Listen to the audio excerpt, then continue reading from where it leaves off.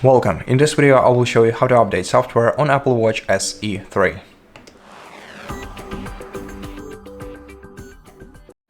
First of all, make sure that your device is connected to the internet. To do that, press the side button on your Apple Watch and then check if you have either a Wi-Fi connection by holding your finger down on the Wi-Fi icon and checking if there is a network that your watch is connected to, or if your device supports cellular. You can also check for the mobile data if it's enabled. After that, press the digital crown to open the app menu and scroll down to settings. Once you find settings, open them.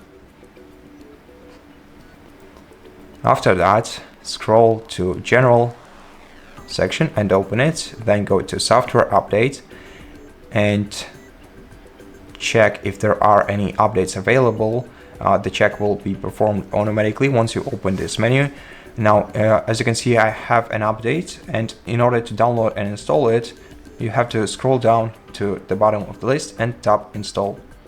Then to install the Apple Watch update, you're gonna have to accept the terms on your iPhone that is paired with your Apple Watch.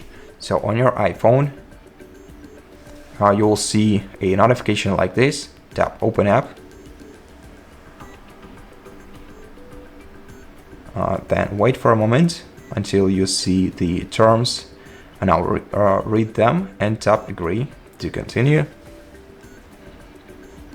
Then on your Apple Watch, tap OK, and then tap install. OK. And in order to install this update, you're gonna have to connect your device to the power source. So basically put it on the charging stand, and then wait until the device is charged for at least 50%, and after that the update installation will begin. Once the update installation is finished, your device will be restarted and the changes will be applied. And so that's basically how you do it. Thank you for watching this video. If you liked it, consider subscribing to our channel, leave us a like in the comment below, and I'll see you in the next one.